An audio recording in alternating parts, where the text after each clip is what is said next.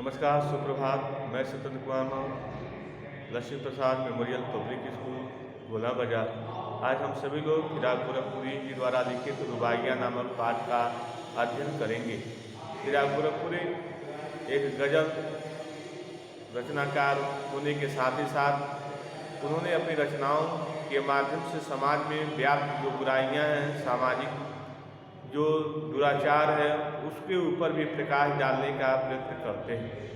साथ ही साथ ये भी बताने का प्रयास करते हैं कि किस प्रकार से जो सामाजिक जो स्तर है वह दिन पर दिन बदलता जा रहा है और मानव के अंदर जो मानव के प्रति जो संवेदना होनी चाहिए वह कहीं न कहीं वह कम होता जा रहा है। इस सब के बावजूद भी उन्होंने अपनी रचना के माध्यम से समाज के लोगों को एक नई दिशा देने का प्रयास करते हैं और साथ ही साथ ये भी बताने का प्रयास करते हैं कि किस तरह से मानव जो इस पृथ्वी का सर्वश्रेष्ठ प्राणी होने के नाते उसकी एक नैतिक जिम्मेदारी होती है, वह अमन चैन के साथ ही साथ वह समाज के हर एक वर्ग में एक भाईचारा या सौहार्द बनाकर अपने जीवन को यापन करने का प्रयास करें।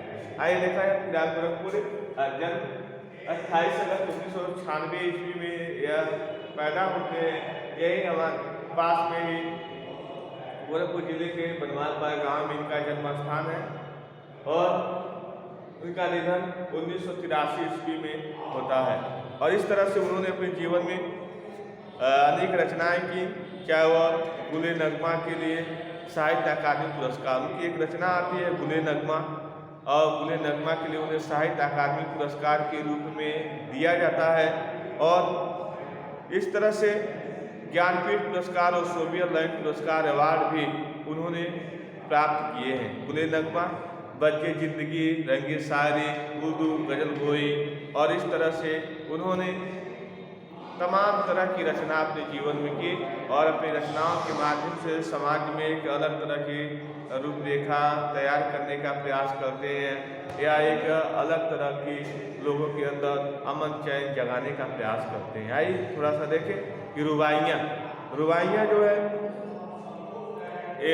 के माध्यम से एक बाल सुलभ चेष्टाओं का वर्णन फिराक गोरखपुरी जी ने इस पाठ में करने का प्रयास करते हैं कि किस तरह से जो बाल्यावस्था होती है उस बाल्यावस्था के दिनों में किस तरह से जो एक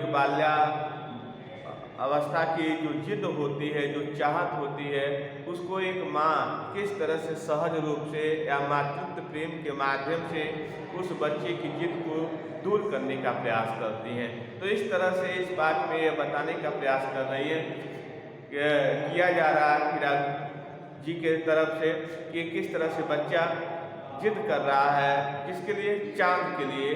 चांद को जब वह बच्चा देखता है और इस तरह से वह उस चांद रूपी खिलौने से खेलने की जिद करता है और किस तरह से माँ उस बच्चे की कोई जो जिज्ञासा है, जो बच्चे की जो जिद है, उसको शांत करने के लिए किस तरह से वह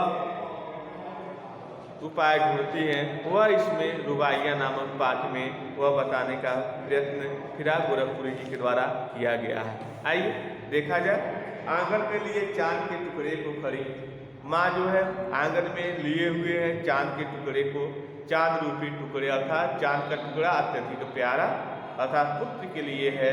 माँ जो है आंगन में अपने उस चांद अपने पुत्र को लेके खड़ी है, हाथों पर झुलाती है उसे गोद भरी और हाथों पर उसे झुला रही है गोद में, रह रह के हवा में लुका देती है और ऐसे हाथों झुलाती झुलाते हवा में ऐसे लुका देती है।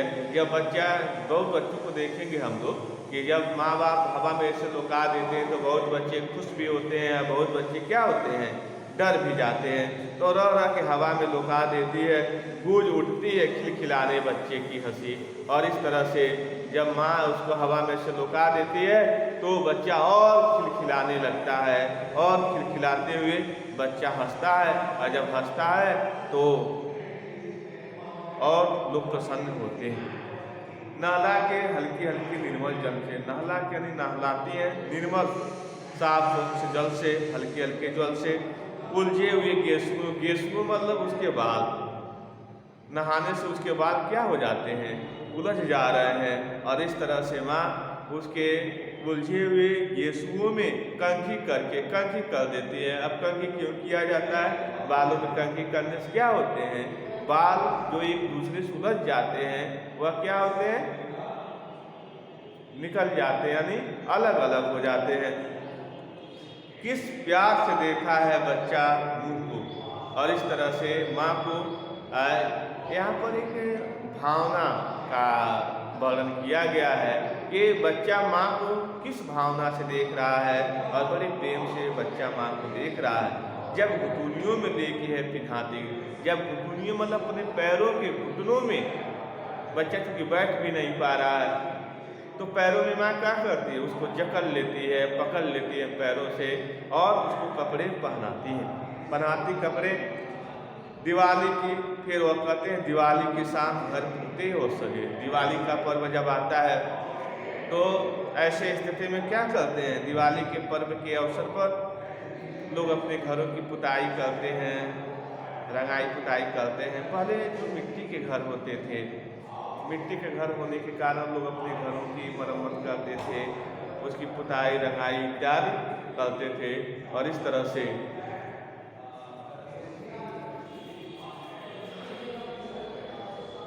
से हम देखते हैं कि चीनी के खिलौने जगमगाते लाए, और चीनी मिट्टी के जो खिलौने होते हैं जगमगाते लाए, और इस तरह से उसको जगमगाते लाए दीपक लगा देती हैं। उस चीनी मिट्टी के खिलौने में दीपक जलाने का प्रयास करती हैं। इस तरह से वे रूपवती मुखड़े पर एक नर्म दमक, और इस तरह से उनका जो रूप होता है वह रूपवती, अर्थात उस जलते हुए दीपक के प्रकाश में जब उनको हम देखते हैं तो उनका चेहरा जो होता है रूपवती अर्थात बहुत सुंदर लगता है। मुखड़े पर एक नर्म दमक, अर्थात एक दमकता हुआ चेहरा या एक मासूमियत चेहरे की झलक दिखाई देती है। बच्चे के घरौंदे में जलाती है दिए। घरौंदे मतलब घर गरौधा बनाना, मिट्टी के, कागज के इत्यादि के बच्चे क्या करते हैं, छोटे छोटे काल्पनिक घर का भी निर्माण करते हैं। घरौंदे में जलाती है दिए। आंगन में ठुनक रहा है जिदयाया, अर्थात उसी समय आंगन में जो है ठुनक रहा है, यानी वह अपने घुटनों के बल पर क्या कर रहा है, चल रहा है। कौन? वह छोटा सा बच्चा। उसी के लिए जिदयाया, जिद करने वाला। बालक तो है चांद पर ललचाया। बालक तो है लेकिन तब तक वो अपने आंगन के माध्यम से उस चंद्रमा को देख बैठता है, और जब वो चंद्रमा को देख बैठता है तो उसका जीव उसी पर क्या होता है, ललचा जाता है, अर्थात लालच कर बैठता है। किस बात के लिए? दर्पण उसे देख के कह रही है माँ, दर्पण उसे देकर माँ कह रहे, और बच्चा कहता है मुझे वही चांद चाहिए। तो माँ क्या करती है, उस बच्चे की जिज्ञासा को, जिद को शांत करने के लिए माँ क्या करती है, एक दर्पण दे देती है। दर्पण मतलब शीशा, दर्पण दे देती है। अब कह रही माँ देख आईने में चांद उतर आया। अब माँ कहती है देखो देखो तुम्हारा जो चांद है जिसके लिए तुम जिद कर रहे हो वह इस आईने में आ गया है, इस आईने में उतर आया है। फिर रक्षाबंधन की सुबह, रक्षाबंधन का वह त्यौहार, माँ किस तरह से अपने स्व विवेक का प्रयोग करते हुए उस बच्चे के जिद को वह शांत करने का प्रयास करती है। फिर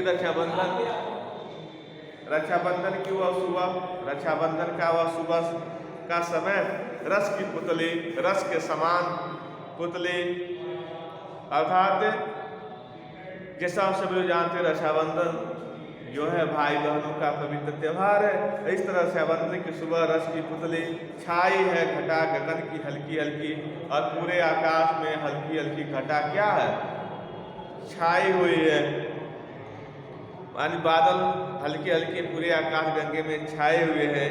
बिजली की तरह चमक रहे हैं लच्छे, और इस तरह से बिजली की तरह चमक रहे हैं लच्छे यहाँ आकाश के भी है, और बच्चे के छोटे घुंघराले बाल भी हैं।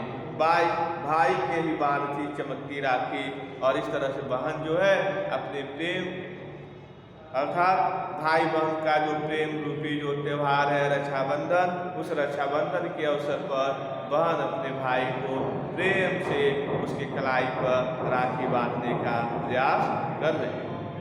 अर्थात रुबाइयाँ के माध्यम से फिरा गोरखपुरी एक मातृ सुलभ या बाल सुलभ चेष्टाओं का एक वर्णन करते हैं कि माँ बच्चे के हर एक नैतिक अनैतिक तर्क संगत सभी प्रश्नों का उत्तर बहुत बखूबी रूप से पूरे धैर्य के साथ देने का प्रयास करती है।